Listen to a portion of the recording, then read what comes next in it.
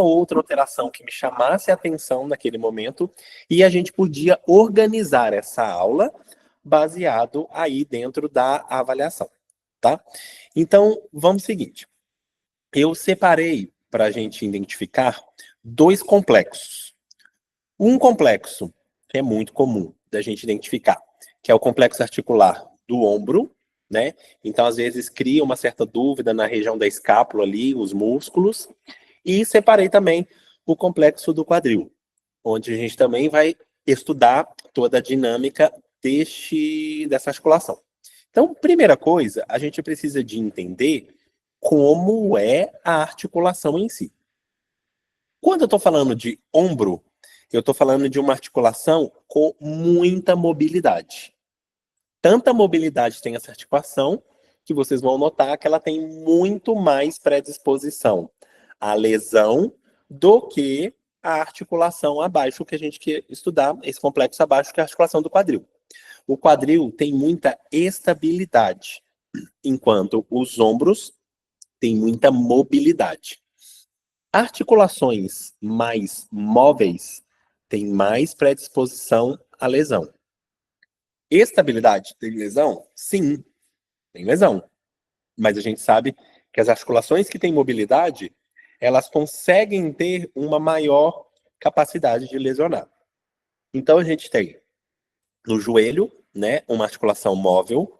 Eu tenho a lombar, uma articulação móvel. Eu tenho a cervical como uma articulação móvel. Eu tenho os punhos como uma articulação móvel. E eu tenho também os ombros como uma articulação móvel. Então, essas são as articulações que têm uma característica de maior mobilidade articular do que as demais. Tá ok? As duas articulações têm um papel mais relacionado à estabilidade. Então, pensa bem. Vamos começar pelos ombros. Nesse complexo do ombro, é muito importante a gente ter uma noção de como esse ombro se comporta. Um dos testes que é muito importante vocês fazerem na hora da avaliação é o ritmo escapulomeral. O ritmo escapulomeral, ele me diz o seguinte, ele me diz como comporta a articulação da escápula torácica em relação à gleno-humeral. Então isso vai ser muito importante, porque eu já vou conseguir identificar vários fatores, principalmente de exercícios, que eu já vou conseguir trabalhar com esse aluno. Então, o que é importante vocês avaliarem no ritmo escapulomeral? Quando o aluno está subindo o braço no ritmo escapulomeral, do movimento dele sair da lateral do ombro, vir a mais ou menos 30 graus de abdução, as escápulas, elas têm que ficar paradas. Você não pode enxergar a escápula já querendo fazer a sua rotação. Ela tem que ficar parada, porque de 0 a 30 graus, só o húmero pode mexer. Então, a glenoide está parada e quem está fazendo esse movimento de abdução até 30 graus é o húmero. Passei de 30 graus, gente, já comecei a subir de 31 até mais ou menos lá, ó, 130 graus, mais ou menos, as duas articulações, as duas estruturas, né? Uma articulação só, mas as duas estruturas elas têm que mexer. Então vocês vão ter que enxergar escápula fazendo essa abdução e essa rotação superior, junto com o húmero, que também tem que movimentar. Quando a gente chega mais ou menos nesse final de plano, né? Mais ou menos aqui, ó, 140, né? Alguns autores consideram 150. Desse movimento até a gente fechar, tem que voltar um número a se movimentar. Então, como que vai acontecer? Como que vai comportar? Basicamente, início do ritmo escapulomeral, só um número. Desenvolvimento do ritmo escapulomeral, húmero e escápula. E o finalzinho, só húmero de novo. Tá? Então, os extremos das ADMs para o ritmo escapulomeral, a gente já vai ter essa ideia que só o húmero pode mexer. Então, se o aluno fez um ritmo e ele está se mexendo, tem alguma coisa errada. Eu vou ficar de costa para vocês e vou mostrar o ritmo escapulomeral, tá bom? Então a gente ficaria assim.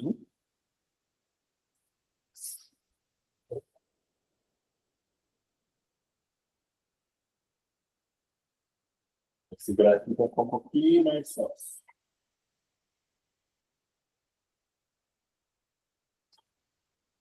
Tá? Então veja bem. Vocês vão prestar atenção no meu úmero e nas minhas escápulas. Dá para ver daí, não dá, gente? É assim que fica melhor. Sim. Tá? Então tá. Então o que nós vamos identificar? Ó? Percebe se daqui até este movimento, veja se a minha escápula está movimentando. Ela não pode movimentar. Ok? Daqui, vocês vão começar a enxergar a escápula e úmero movimentando. Chegou aqui, ó, é só o úmero que pode movimentar de novo. E eu vou fazer a descida. Observa como está uma escápula em relação à outra. Se uma escápula minha faz um movimento enquanto a outra está parada. Então, isso que vocês vão tentar enxergar no ritmo escapulomeral. Vou indo lá em cima de novo. Vou descer. E é isso que você quer observar. Como que está um em relação ao outro. Sobe. E volta de novo. Tá? Notaram alguma diferença no meu ritmo escapulomeral?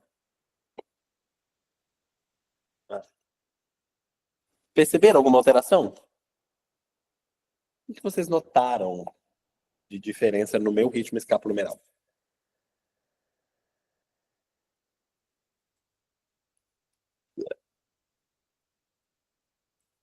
Ninguém percebeu nada? Ai.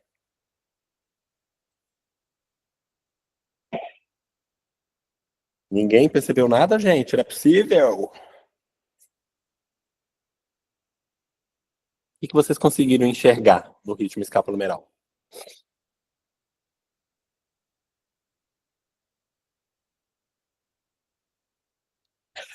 Nada. Bom, o que eu já sei do meu ritmo escapulomeral? A minha escápula direita, normalmente, ela tem mais mobilidade do que a esquerda. Então, normalmente, ela é mais assimétrica, ela entra muito mais rápido no movimento. Isso já é uma característica de dominância muscular. O que seria essa dominância muscular? Eu tenho um trabalho muito voltado para o lado direito e um trabalho pouco voltado para o lado esquerdo. Isso vai dar muita diferença quando você pegar este aluno, eu, e colocar eu para movimentar e para trabalhar os exercícios. Então, quem deixa essa escápula com mais movimento, normalmente é o serrátil. Então, eu preciso de entrar com fortalecimento de serrátil, porque eu tenho uma alteração no meu ritmo escapulomeral. Então, se eu já sei qual é o músculo, fica muito mais fácil, porque agora eu já consigo propor os exercícios. Serrátil, gente, faz a conexão da escápula no gradil costal. Uma vez que essa escápula está colada no gradil costal, a gente já tem essa condição de estabilidade nessa região. Então, seria muito interessante eu trabalhar movimentos que fortalecessem o meu serrátil. Só que às vezes a gente fica muito preocupado em fazer as remadas, né? Para a gente usar romboides, né? Ou então fazer o empurrar, fazendo a protração da escápula para a gente acionar o serrátil. E muitas vezes a gente vai esquecer de entrar com movimentos certos usando esses músculos, os dorsais, o grande dorsal, o serrátil. Então, é muito importante você, na avaliação, identificar qual era o músculo que você precisa de trabalhar. E identificando esse músculo que você precisa trabalhar, fica mais fácil propor o exercício. Então, o que eu dou de dica para vocês? Primeira coisa é a gente tentar entender qual é o músculo que eu preciso de fortalecer para que depois eu entro com os exercícios propostos para aquilo. Tá? Então, sempre pensa, sempre organiza na cabeça de vocês. Quem que eu vou fazer a função primeiro? Eu preciso de dar força. Eu preciso de força. Sou fraco. Então, isso vai ser a condição que eu vou trabalhar aqui com vocês. Para trabalhar a serrátil, vai ter muitos movimentos que a gente faz no Pilates que a gente precisa demais desse serrátil, né? Principalmente as pranchas. Não dá para passar prancha para um aluno que não tem serrátil.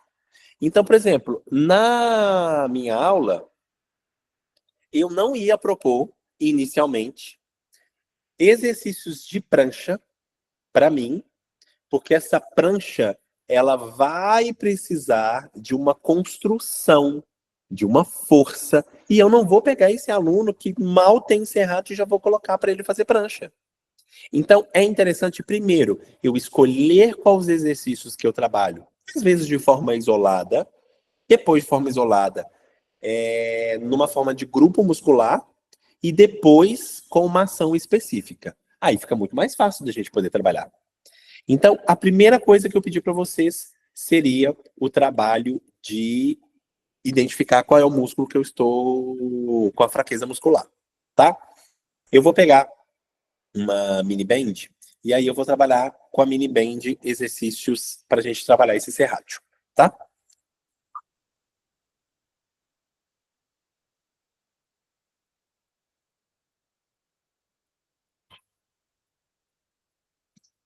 Então veja bem, mini band, vários estúdios, tem uma mini band, né? Então é um trabalho super legal, super simples e muito eficaz. Do Pilates para mim, os Pilates. Então o que nós vamos fazer? Um trabalho para fortalecimento de serrátil. Usa primeiro as bandas elásticas para depois a gente poder usar as molas, tá? Por quê?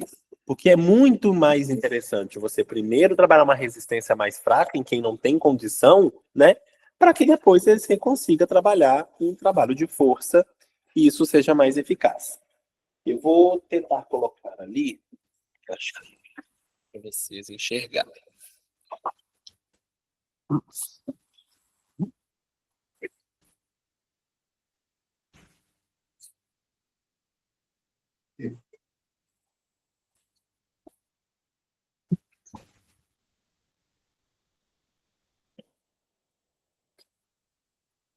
Dá pra ver, né? Então, o que eu fiz? Ó? Eu vou pegar uma mini band, tá? Vou colocar ela desse jeito e vou para a parede. Parede é bom, gente, porque você tem mais estabilidade, você consegue ter uma condição melhor de organização, de consciência corporal. Fica mais fácil esse aluno identificar isso, tá? Então, eu gosto muito de parede para que a gente consiga trabalhar dessa forma mais eficaz. Então, com a parede, o que nós vamos fazer? O aluno vai vir aqui,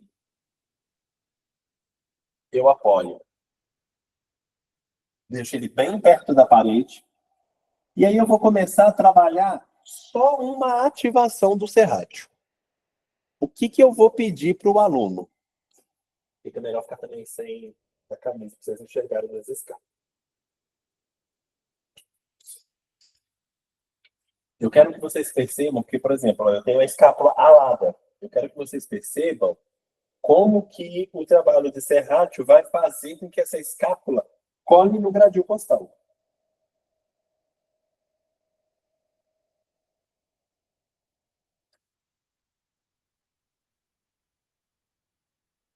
Então, eu coloquei aqui. Primeira coisa que eu quero fazer é não deixar meu aluno fazer isso com a escápula. Tá? Qual o comando que eu vou dar para ele? Empurra a parede pelo seu cotovelo. Imagina o cotovelo aqui na parede e é por esse cotovelo que eu estou tentando empurrar ela lá para trás.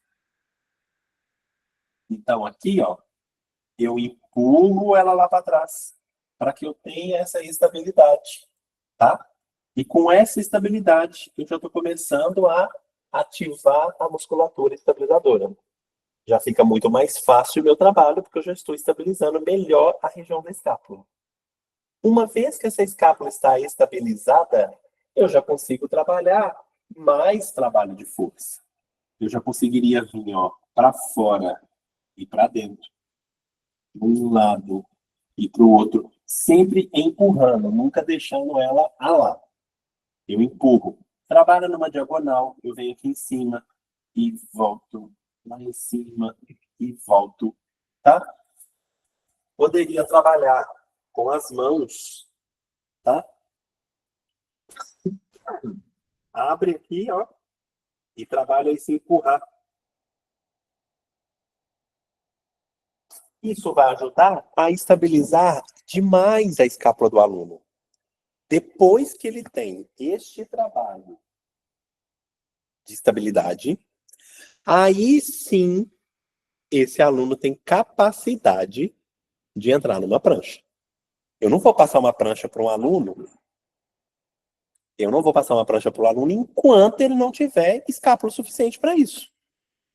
Então, tá vendo que a avaliação ela vai ser muito importante, porque você vai conseguir ter um norte de como esse aluno precisa trabalhar, o que ele precisa trabalhar e como vai ser esse trabalho. E aí vai ficar fácil a nossa organização da nossa aula. Porque aí a gente ia propor, né, esses exercícios iniciais, né, com um trabalho de força, e depois eu vou estruturando a aula, o que ele dá conta. Então, TheraBand, banda elástica, é mais fácil. À medida que ele vai evoluindo essa capacidade, eu vou passar para o uso das molas, né? Então, com as molas já vai ficar mais fácil esse trabalho, já vai ficar mais fácil, porque eu estou falando por quê? Porque eu já fortaleci com a banda elástica antes. E aí esse aluno vai ter mais capacidade para poder exercitar, para poder se movimentar, que é o mais importante para nós, tá ok? Vou propor agora outros exercícios também para a gente trabalhar essa estabilidade.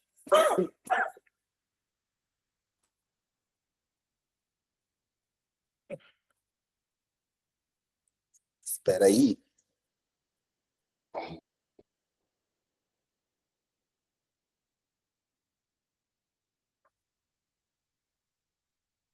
Eu vou pôr esquerda.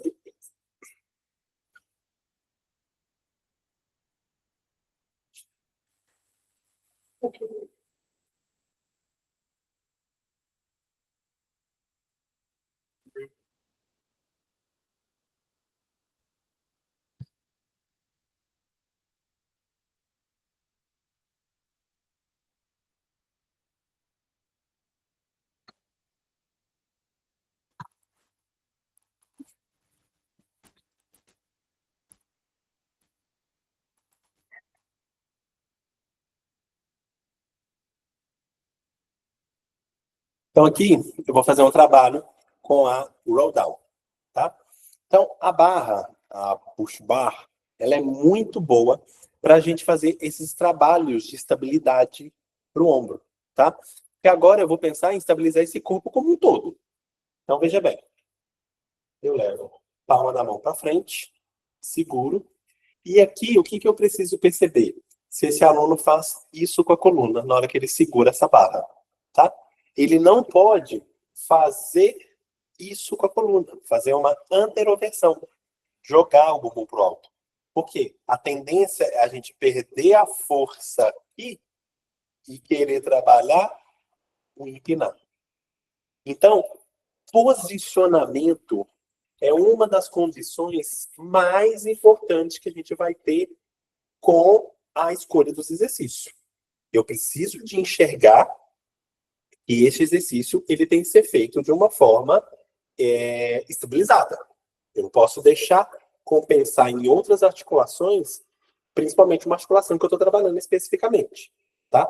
Então, esse trabalho ele tem que ser organizado de uma forma mais clara, mais proposital. Tem que ter um objetivo aqui. Então, o aluno vai fazer uma pequena contração. Essa contração, ela é, na verdade, muito mais uma ativação do que a ideia de murcha a barriga. não é murchar a barriga, e sim uma ideia de esculpir essa região. O que eu vou fazer nesse esculpir dessa região? Eu vou pensar no meu abdômen indo para trás e para cima, no sentido diafragmático. Então, é para a coluna e para o diafragma. Quando eu penso que esse abdômen vai para trás e para cima, eu já estabilizo a coluna. Eu já fujo disso daqui, tá? Então, veja bem. Abdômen vai para trás e vai para cima, para que eu alongue essa estrutura. E aí, eu vou descer agora a barra e vou voltar essa barra. Descer e volta a barra.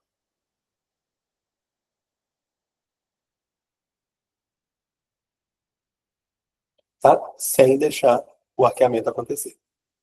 Daqui, gente, a gente já poderia explorar outros movimentos, né? Já fica interessante um trabalho, às vezes, de membros inferiores.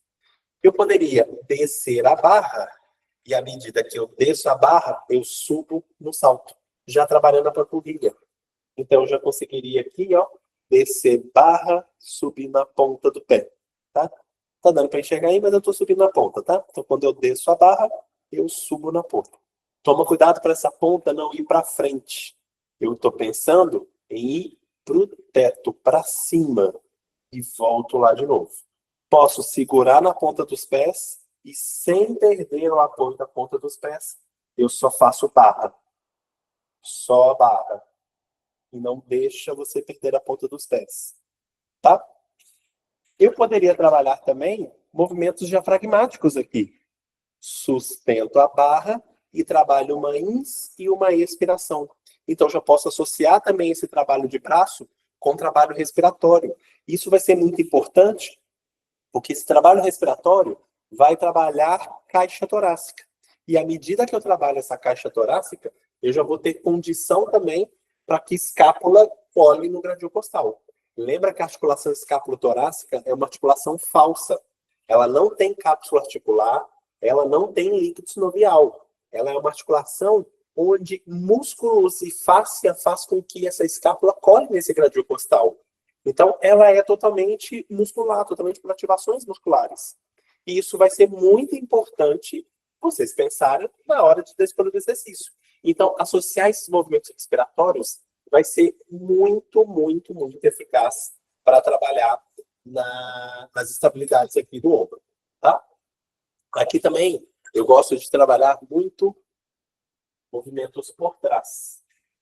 Então, ó, a gente segura aqui. Esses movimentos, toma muito cuidado porque o aluno gosta de fazer isso, tá? A hiperlordose, e mais do que isso, na hiperlordose, é muito comum o aluno estufar o peito.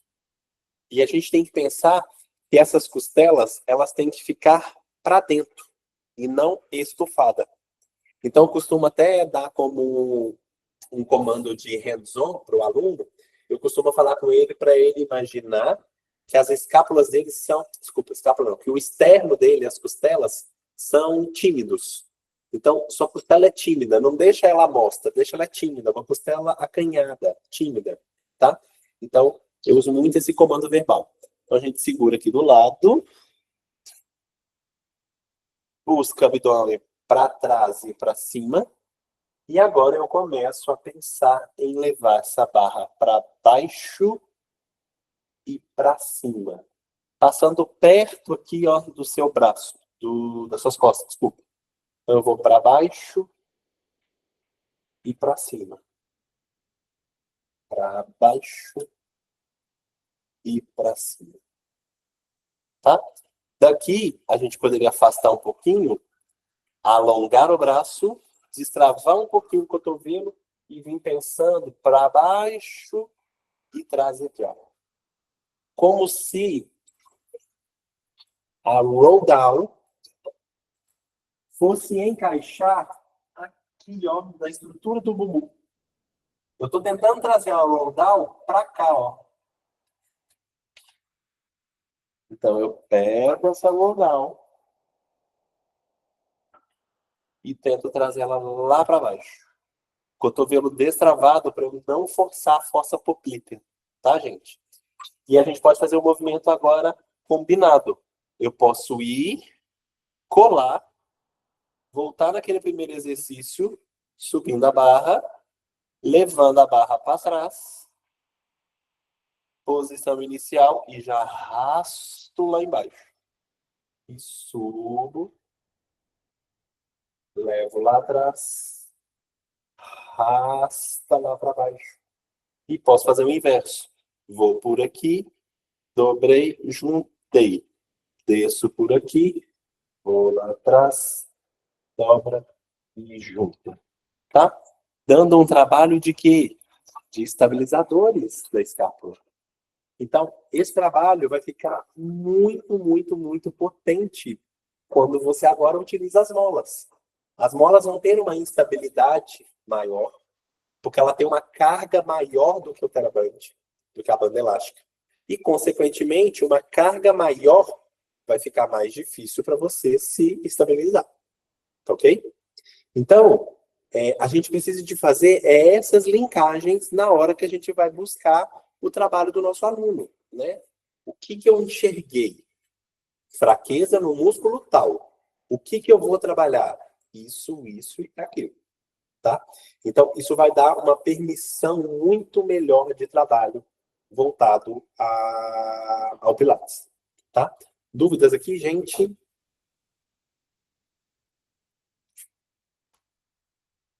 Não? Então, já vou ficar nessa posição que a gente já trabalha a parte inferior, que é o ritmo lombopélvico. O que eu quero identificar no ritmo lombopélvico? Eu estou buscando ver se quando você me pede para descer lá embaixo, se eu faço isso como um endereço, ou se eu consigo enrolar bem nessa coluna para descer, e como também que eu estou subindo. Tá? Então, vou fazer de novo esse movimento de descida.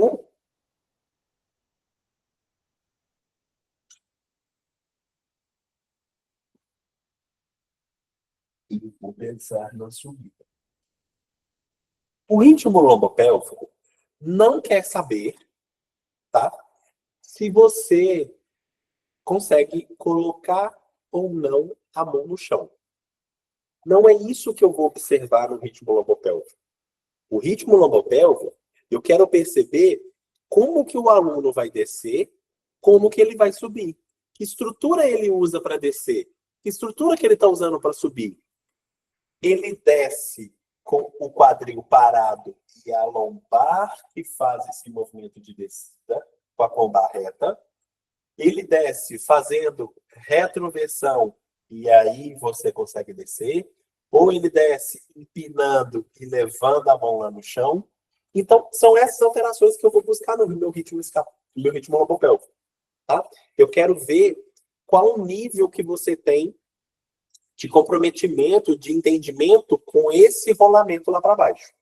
Para que você faça um ritmo lombopélvico eficaz, a gente vai precisar de muito, muito, muito glúteo. E o glúteo, ele é um dos principais músculos capazes de fazer a estabilidade desse segmento. Então, glúteo, principalmente o glúteo médio, ele tem uma responsabilidade gigantesca na hora de te sustentar. A função do glúteo é dar base para a pelve, e uma pelve mais estabilizada tem mais condição de te deixar rolar para baixo, te rolar em cima, e seja qual rolamento você queira fazer, tá? Então, a gente precisa agora de incluir um trabalho de glúteos, para que a gente consiga ter mais força para poder trabalhar toda a nossa estrutura aqui, né, de membros inferiores. Então, vamos lá, que eu vou trabalhar já o glúteo com vocês.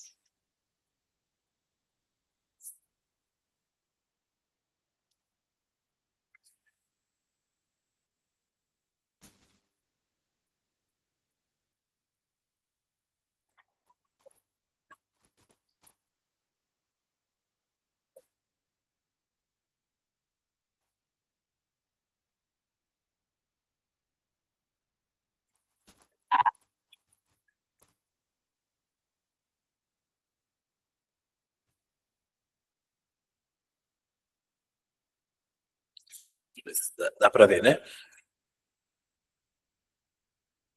Então, uma sequência para a gente trabalhar os glúteos. Então, o aluno deita, o braço de travesseiro, e para que eu tenha fortalecimento eficaz no glúteo, eu preciso de alinhar o malelo ao trocânter.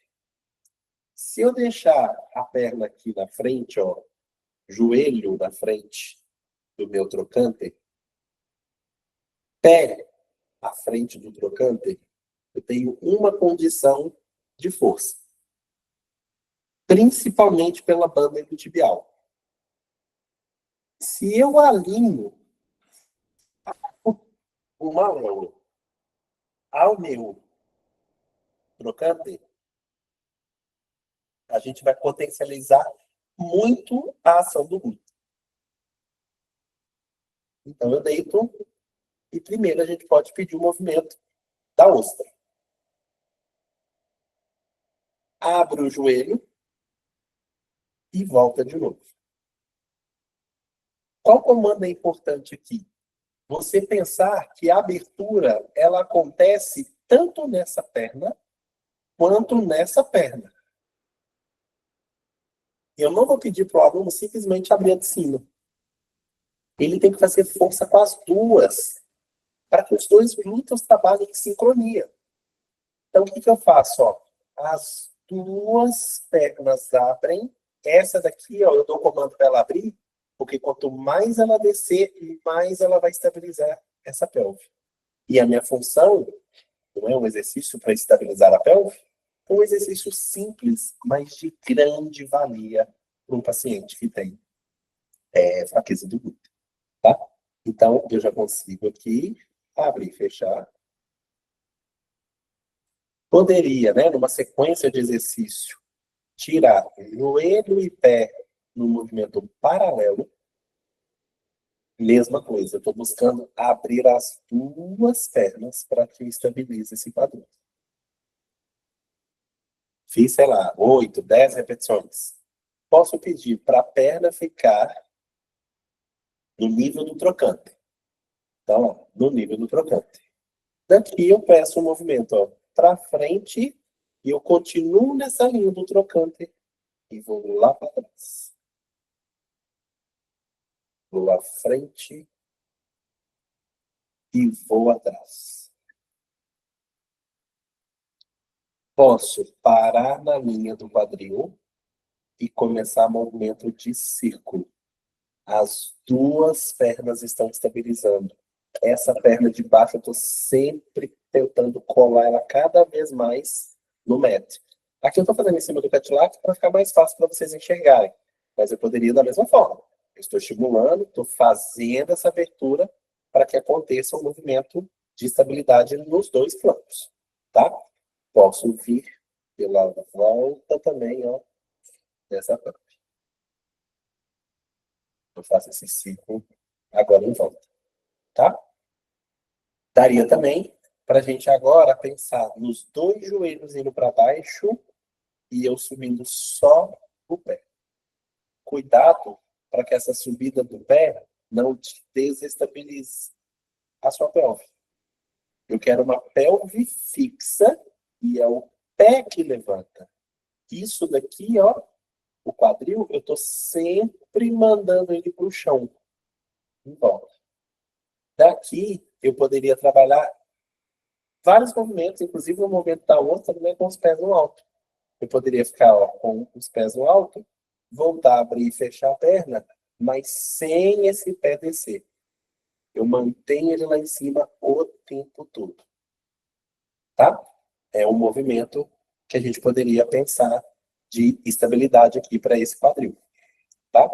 Aqui também daria para a gente parar e pensar, estica a perna, voltar pé com pé, estica a perna, volta pé com pé, né? Eu poderia esticar e voltar. Sempre sola com sola. Não deixa seu quadril ir para trás. Fica sempre se estabilizando. Eu estico as duas e puxo as duas.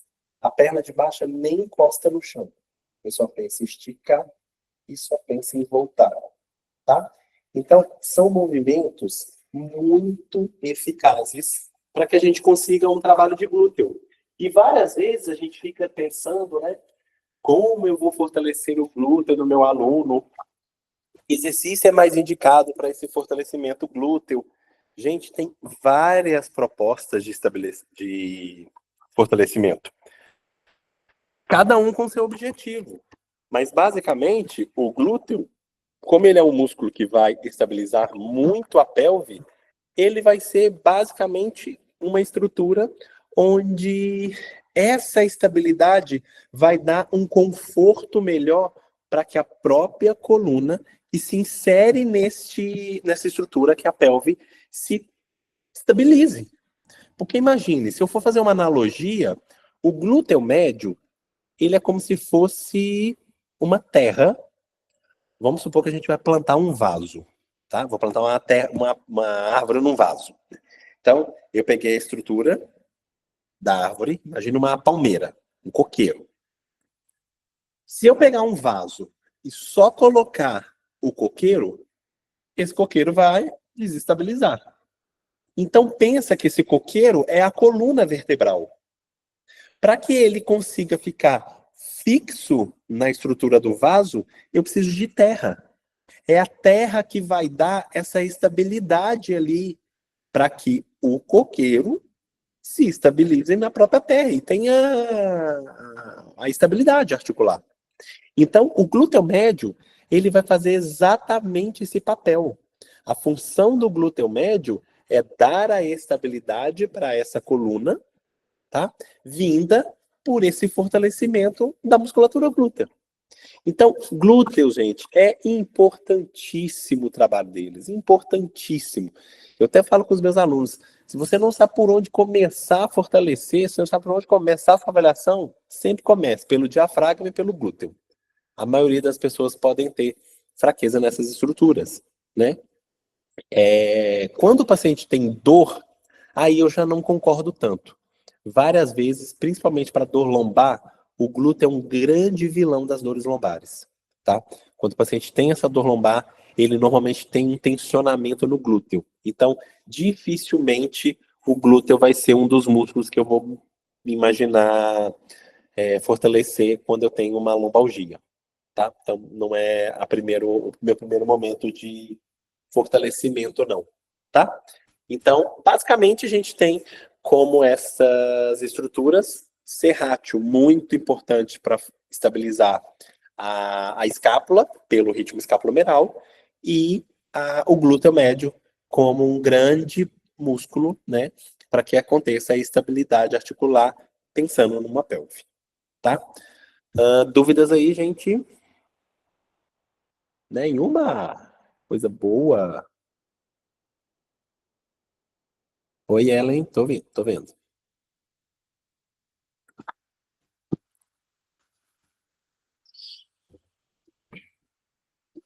Cadê o chat?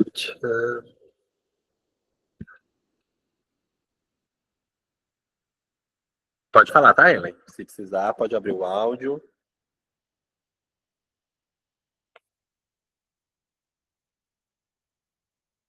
Se você quiser mandar também no chat, não tem problema. Pode mandar aqui.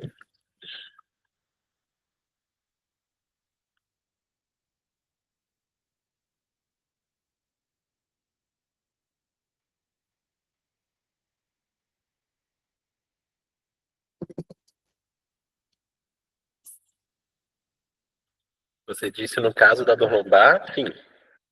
Será que é o glúteo? Não trabalhar o glúteo. Sim, Ellen. Maioria das vezes, numa dor lombar, o glúteo ele está hiperativado, tá? Principalmente nessa fase aguda. Então, na fase aguda, é muito mais interessante você pensar no alívio de dor do aluno, né? Do que você ficar pensando em, por exemplo, vamos fazer ponte de quadril, que é muito comum a gente pedir ponte de quadril na dor lombar, né? Pedir aquela elevação pélvica. Se você pedir aquela elevação pélvica e contrai o bumbum para subir, a gente vai tensionar mais ainda essa musculatura. Então, não é interessante, durante essa fase aguda de dor lombar, essa contração do glúteo, principalmente numa ponte de quadril, tá? Evita isso. Você vai ver o tanto que esse aluno, o tanto que a gente consegue melhorar dor, esquecendo a ativação glútea na hora da dor lombar. Principalmente se ela for na dor crônica, não tem problema, tá? Ele já teve uma adaptação, né? A crônica, ela tem um problema, a aguda, ela tem um problema, porque o aluno já fica rígido ali, né? Ele já fica com aquele tensionamento, e isso vai gerar muita tensão para o glúteo. Então, a maioria das vezes, o glúteo é um grande vilão das dores lombares. Trabalho a mobilidade, posso fazer esse fortalecimento. Isso. Se for na fase crônica, né? Pelo que eu estou entendendo que você está me perguntando. Você está afirmando. Beleza? Marlon, Oi, oi. oi, é o Raul aqui. Tudo bem? Marlon, repete de novo, por que que não pode fazer prancha sem estar com a escápula bem forte, e também se é só prancha frontal ou prancha lateral também? Tá. Um dos principais músculos que fazem com que sua escápula se estabilize numa prancha é o serrátil. E não adianta eu simplesmente pegar essa pessoa que não tem ainda consciência de como que ela vai ativar o serrátil, principalmente numa cadeia fechada, né? Que a prancha é uma cadeia fechada para o serrátil. Eu estou com o braço, estou empurrando aquela estrutura ali, e pela fraqueza abdominal é muito comum o aluno começar a cair, e ele não tem estabilidade ainda. Então é interessante que você faça primeiro um trabalho de estabilidade articular, vinda pela musculatura assim, isolada. Então, vai fortalecer o serrátil, pode fortalecer os romboides, pode fortalecer o trapézio médio. Primeiro eu vou pensando nesses músculos isolados. Depois eu penso em grupos musculares, para depois eu dar função para esse músculo, né? Para ir para uma prancha de cara. Então, também vai servir para a prancha lateral. A prancha lateral vai ter a mesma visão, a mesma ideia, tá? Então, isso daí já seria uma condição aí mais para uma estabilidade mesmo. A gente tem que pensar na estabilidade, mas organizando também exercícios mais fáceis, mais difíceis, organizar, né? Basicamente isso. Dê exemplo de exercício para dor lombar aguda, por favor. Marlúcia, aí vai depender muito qual é o tipo de dor que a pessoa tem. Por que eu vou te dizer isso? Porque várias condições clínicas me dão a característica de dor lombar. Eu posso ter uma hernia de disco, ela pode ser um fator de dor lombar. Eu poderia ter uma espondilolistese, pode ser também dor lombar. Espondilolistese se trata diferente de uma hernia de disco. Então não tem como a gente pensar se esse exercício vai servir para os dois pacientes, porque às vezes pode ser que sirva, mas várias vezes eles vão ter visões diferentes. Por que eles vão ter visões diferentes? Porque são patologias completamente diferentes. Então, isso só a avaliação que você vai conseguir identificar qual é a escolha desse exercício. Não adianta a gente pensar só na dor, só na causa. A gente tem que organizar a nossa ideia dentro da avaliação e pensar em como eu vou agrupar tudo isso para que isso faça sentido para o seu corpo em si. Ok? Então, gente, faz muito sentido, né, o que a gente tem conversado aqui hoje, né? Você pode perceber claramente que é uma boa avaliação, que ela vai te nortear completamente para um caminho, essa sua aula, né? E essa segurança, né, da escolha do exercício, isso vem, obviamente, pela prática, tá? E pelo raciocínio clínico que você vai ter que ter na avaliação. A avaliação, gente, ela é importantíssima. Primeiro, ela é uma arma para vocês cobrarem a mais. Então, o aluno que vai entrar no Pilates, ele tem que pagar pela avaliação e pela aquela mensalidade em si. Então, é uma forma da gente conseguir, né, captar também um dinheiro a mais. Pela avaliação, eu vou ter um rumo completamente de sucesso, né, pelo que eu estou pensando na organização que eu dou para o aluno, né? Mas, assim, a gente não pode ter dúvida, não pode ter insegurança, né? Por quê? Eu não posso ficar na dúvida de como que eu transformo um plano de aula. Como que eu vou escolher esse exercício? Esse exercício é bom para tal patologia? Não é bom para tal patologia, né? E agora, como é que eu vou evoluir o que eu peguei da avaliação para a prática clínica? E é isso que a gente tem que ter em mente. Então, para mudar de vez, né, o plano de aula, você precisa sair do seu achômetro. Você não pode ficar achando que esse é um bom exercício. Você tem que ter certeza. Você tem que ter segurança. Você tem que saber o que você está fazendo para que você consiga, obviamente, gerar resultado, né? Então, foi por isso que eu criei o curso de avaliação, que é o GAP. O que é o GAP? É esse guia de avaliação prática em Pilates, onde eu ensino, né, com material 100% prático, didático e online, como que a gente consegue organizar essas avaliações. Então, lá eu vou ensinar esse passo a passo da avaliação, né? Quais testes eu aplico na minha primeira avaliação, qual é o raciocínio que eu uso para a gente conseguir enxergar o exercício em si, né? Como que eu vou conduzir turmas, porque às vezes eu estou pensando na avaliação em um, só que às vezes eu vou encaixar esse aluno numa turma que já tem 3. Como é que eu consigo incluir esse exercício para esse aluno numa aula em grupo, né? Então, é isso que é importante. E dentro desse curso, como eu falei com vocês, que é um curso totalmente didático e prático, eu consegui reunir alguns amigos para que me desse bônus para que eu conseguisse poder entregar mais ainda para vocês. Então, um dos bônus que tem no curso é um de avaliação do idoso no âmbito domiciliar. Então, o que é importante a gente avaliar nesse âmbito domiciliar, esse idoso, tá? Como que a gente monta essa ideia de estrutura de aula para esse idoso, tá? O Jander e a Rebeca também me deram uma aula.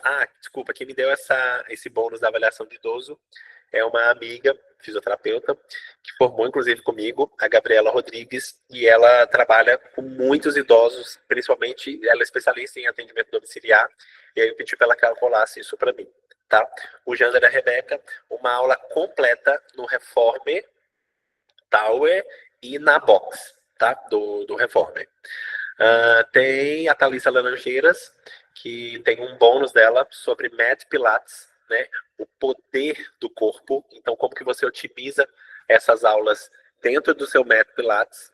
O Israel Afonso também me deu uma aula que é destravando o Instagram. Então, isso vai ser legal para que você também consiga, dentro da avaliação, conseguir gerar resultado dentro da avaliação, obviamente, com o seu aluno, mas que você também consiga incluir como você consegue vender essa própria avaliação, vender o seu atendimento. Então, como que você destrava seu Instagram? Como é que você se posiciona dentro do Instagram?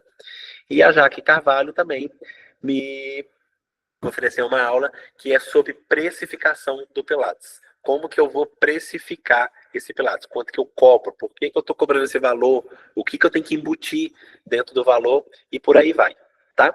E assim, se eu fosse vender esse curso isolado, só esses bônus já daria pelo menos uns 500, 600 reais, né? Então, para que eu juntei esses bônus, na verdade, para que você se sinta seguro na hora da escolha desses exercícios, tá? Então, eu fiz uma condição especial nessas semanas que eu estou fazendo essas aulas, né? Semana passada e essa semana eu vou manter o que foi feito semana passada durante essa semana, exatamente por ter tido problema na semana passada quanto à automação. Então, continua o meu curso completo de avaliação, mais os bônus das aulas por R$ 297, tá? Pode parcelar de 12 vezes, vai dar menos de R$ 30, então menos de R$ 1 por dia, tá? E essa condição eu vou fazer igual eu fiz semana passada, ela vai ficar só por 24 horas e depois não tem mais. Aí esse valor vai voltar com reajuste, tá? Então, essa condição ela é válida, como eu falei com vocês, apenas 24 horas. O link, parece que eles vão mandar para vocês, deixa eu só ver. O link vai mandar para vocês no grupo, tá? No e-mail que vocês fizeram esse cadastro no WhatsApp lá. Então, fica super fácil para vocês conseguirem o link do acesso, tá? Então, eu gostaria que vocês não perdessem essa oportunidade. Clica, então, no link que vocês vão garantir essa vaga, tá? Já até mandei aqui para vocês o link pelo nosso chat, mas dentro dos grupos também vai ter. E essa condição por 24 horas, tá? O curso de avaliação, mais todos os bônus, Thalissa. E eu descobri uma outra coisa que eu esqueci de colocar aqui para vocês. Vai entrar também um bônus da Maria Lina. Ela me deu um bônus, e esse bônus, daqui a pouquinho ele entra. Mesmo quem já comprou o curso, pode ficar tranquilo, porque como é um curso vivo, né, todas as atualizações que tiverem, vai chegando lá pela Hotmart. Vai chegando pela Hotmart, então eu vou atualizando esse curso, ok? Então pode ficar tranquilo que a aula da Maria Lina também vai entrar como bônus aí, porque ela me deu essa aula hoje de manhã, tá? Então, eu gostaria de agradecer imensamente vocês pela oportunidade de dividirmos aqui uma live. Sucesso na carreira de todo mundo. Já está dando certo, né? Já está dando certo. Então, o que vocês precisarem, podem contar comigo, independente se comprou curso ou não comprou curso. Nós somos um corpo clínico, nós estamos aí para somar conhecimento. Então, não se acanhe, não se preocupar. Não comprei seu curso, não vou fazer pergunta. Pelo amor de Deus, fique à vontade. A gente está tentando montar um grupo para a gente elevar o nível do Pilates, tá bom? Então, muito, muito obrigado e a gente se encontra em breve. Tchau, tchau.